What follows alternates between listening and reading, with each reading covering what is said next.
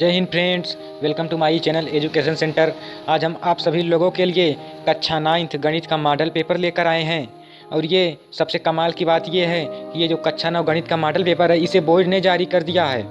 और उससे भी कमाल की बात ये है कि अब 20 बहुविकल्पी प्रश्न होंगे। तो चलिए शुरू करते हैं। देखिए दिया गया है सत्र 2021-22, सत्र 2021-22 कक्षा 9 विषय गणित। समय 3 घंटे 15 मिनट और पूर्णांक 70। ये तो भाई सभी लोग जानते हैं, ये तो सब बताने वाली कोई चीज़ है नहीं। और प्रारंभ के 15 मिनट परीक्षार्थियों को प्रश्न पत्र पढ़ने के लिए निर्धारित हैं। अब देखिए कुछ नोट दिया गया है। इस प्रश्न पत्र के 2 खंड हैं, ये तो सभी लोग जानते हैं। खंड आ में 20 अंक के 20 प्रश्न बहुविकल्पी हैं और प्रत्येक प्रश्न करने अनिवार्य हैं। आपको कोई भी प्रश्न छोड़ना नहीं है, आपको सभी प्रश्न करने हैं। और दूसरा खंड बा में 50 अंक के वर्णनात्मक प्रश्न हैं। अब देखिए खंड आ में 20 अंक के बहुविकल्पी हैं और खंड बा में 50 अंक के वर्णनात्मक प्रश्न हैं। अब प्रश्नों के अंक उनके सम्मुख अंकित हैं। प्रथम प्रश्न से प्रारंभ कीजिए और अंत तक करते जाइए। जो प्रश्न ना आता उस पर समय नष्ट मत कीजिए। ये देखिए, इसे आपको पढ़ लेना है। अगर आप इसे पढ़ लेते हैं तो आप समझ जाएंगे कि हमें किस प्रकार से हल करना है। तो चलिए अब हम अपने मॉडल पेपर पर आते हैं।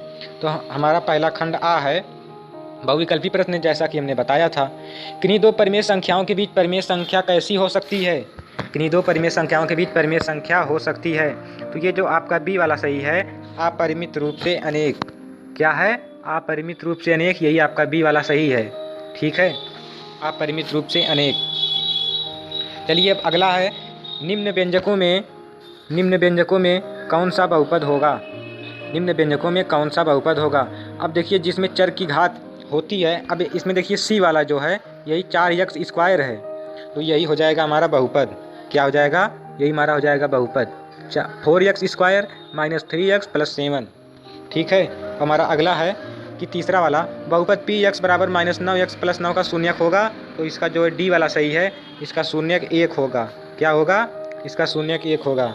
चलिए आगे देखते हैं। हमारा चौथा सवाल है, व्यंजक 3 + 3 फिर कोष्टक में 3 - √3 का मान होगा। तो इसमें आपका सी वाला सही है। कौन वाला सही है? सी वाला। यही सी वाला है 6। ठीक है, यही 6 आपका सही है। अब अगला, यदि किसी गोले की त्रिज्या 2r हो तो उसका आयतन होगा। यदि किसी गोले की त्रिज्या 2r हो तो उसका आयतन 32/3 πr³ होगा। देखिए हमारा छठा प्रश्न है।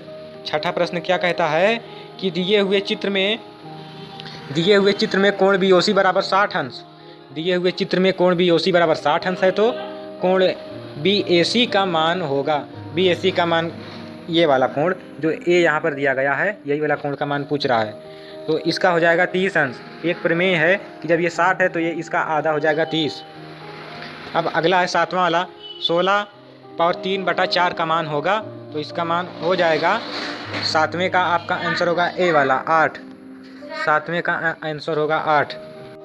अब हमारा नेक्स्ट है 8वां वाला, बहुपद y के पावर 97 + 97 को y + 1 से भाग देने पर शेषफल होगा। तो ये शेषफल होगा 96। कितना होगा? 96।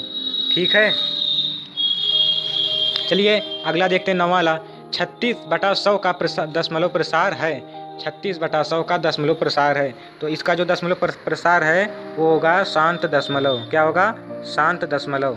ठीक है। अब देखिए हम 10वां वाला देखते हैं।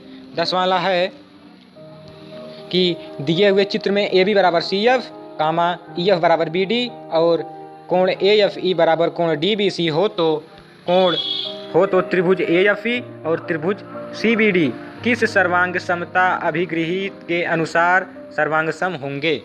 देखिए इसमें भुजा बराबर जब दी गई है, नहीं 2 भुजा बराबर है और एक कोण है, तो ये उसका डी वाला होगा, जिसे कहते हैं साइड एंगल साइड। यही आपका डी वाला सही है, साइड एंगल साइड, यही आपका सही है। इसी से ये सर्वांगसम है।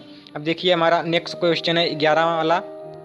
तो 11वां वाला कहता है कि 9² - 99² - 98² का मान होगा। तो इसका जो होगा, अब देखिए 99² - 98² का मान होगा तो ये आपका बी वाला सही है। जब आप इसे हल करेंगे तो ये बस यही 197 आएगा। कितना आएगा? यही 197 आएगा।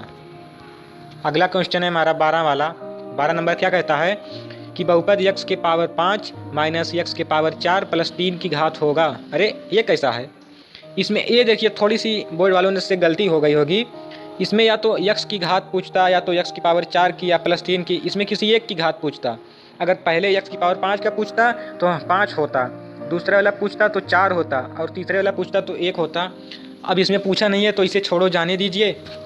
आप भी छोड़ देना अगर एग्जाम में ऐसा आता है। चलिए 13 वाला देखते हैं। 13 वाला दिया गया है, दिए गए चित्र में x और y का मान ज्ञात कीजिए। दिए गए चित्र में x और y का मान ज्ञात कीजिए। तो इसमें आपका बी वाला सही है, 130 और 130। कौन सही है? 130 और 130, यही आपका बी वाला सही है। ठीक है, यही जो बी वाला है यही सही है। हमारा अगला है 14। 6x² प्लस 11x प्लस 3 का गुणनखंड होगा। 6x² प्लस 11x प्लस 3 का गुणनखंड होगा ए वाला।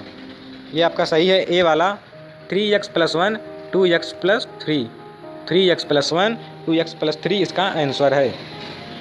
हमारा अगला है 15 वाला। 15 नंबर, यदि x प्लस 1 कामा 3x² plus 2x minus k का एक गुणनखंड है तो k का मान होगा, तो k का मान होगा 1। क्या होगा? k का मान होगा 1। यही आपका बी वाला सही है। बी वाला सही है, बी वाला। हाँ, तो क्वेश्चन नंबर 16 देखते हैं। यदि किसी रैखिक समीकरण 2x प्लस 3y बराबर k का हल 2, 0 है तो k का मान होगा। यदि किसी रैखिक समीकरण 2x प्लस 3y बराबर k का हल 2, 0 है तो k का मान होगा, k का मान हो जाएगा 4। क्या हो जाएगा? k का मान हो जाएगा 4। ठीक है, यही सही है, k का मान हो जाएगा 4। तो 17 वाला रैखिक समीकरण, यही 17 नंबर रैखिक समीकरण रैखिक समीकरण y बराबर 3x प्लस 5 का कौन सा हल है? एक अद्वितीय हल है, केवल 2 हल हैं, अपरिमित रूप से अनेक हल हैं। तो इसका जो है अपरिमित रूप से अनेक हल हैं, सी वाला सही हो जाएगा। 18। यदि किसी शंकु की त्रिज्या 4 सेंटीमीटर और तिर्यक ऊंचाई 5 सेंटीमीटर है तो इसका आयतन हो जाएगा 16 पाई सेंटीमीटर क्यूब। हमारा 19 नंबर क्वेश्चन है। यदि PE बराबर 0.37 हो तो PE होगा, इसका बी वाला सही है, 0.63। हमारा 20 वाला क्वेश्चन है। हम अपने नेक्स्ट क्वेश्चन की तरफ बढ़ते हैं। प्रायिकता से पूछा गया है, एक सिक्के को 50 बार उछाला जाता है। एक सिक्के को 50 बार उछाला जाता है तो 25 बार चित्त की प्राप्ति होती है। इस घटना की प्रायिकता होगी, तो इस घटना की प्रायिकता हो जाएगी यही बी वाला 1/2। जब 50 बार में 25 बार आता है तो आधा आ रहा है, तो बस यही 1/2 का मतलब होता है आधा। चलिए अब हम खंडबा पर चलते हैं। देखिए हमने इतना सॉल्यूशन किया। खंडबा को आपको स्वयं से सॉल्यूशन करना होगा। अगर आप लोग नहीं कर सकते तो कमेंट कीजिए, हम इसे करेंगे। पहला है निम्नलिखित किन्हीं 5 खंडों को हल कीजिए। इसमें देखिए एक दिया है का, दूसरा है खा, गा, घा, अंगा, चा। 6 खंड दिए गए हैं, आपको केवल 5 खंड हल करने हैं। आप इसमें से कोई भी कर सकते हैं और आप क्वेश्चन को पढ़िए और हल कीजिए। नहीं कर पाते हैं तो हम तो है ना। चलिए नेक्स्ट देखते हैं। दूसरा है निम्नलिखित में से किन्हीं 3 खंड को हल कीजिए। निम्नलिखित में से किन्हीं 3 खंड को हल कीजिए। इसमें देखिए का, खा, गा, घा 4 खंड दिए गए हैं। इसमें से 3 को हल करना है। अगर हल कर सकते हैं तो कीजिए, नहीं तो हम इसे ज़रूर हल करवाएंगे अगर आप लोग कमेंट करते हैं तो। हमारा नेक्स्ट क्वेश्चन है तीसरा वाला, निम्नलिखित में से किन्हीं 3 खंडों को हल कीजिए। इसमें भी देखिए 4 दिया गया है, का, खा, गा और घा। इस चारों में से आपको एक ही हल करना है। अब फिर हमारा नेक्स्ट है चौथा वाला, निम्नलिखित में से किसी एक खंड को हल कीजिए। इसमें देखिए 2 पूछा गया है, आपको केवल एक ही हल करना है, चाहे गुणनखंड प्रमेय लागू का प्रयोग करके।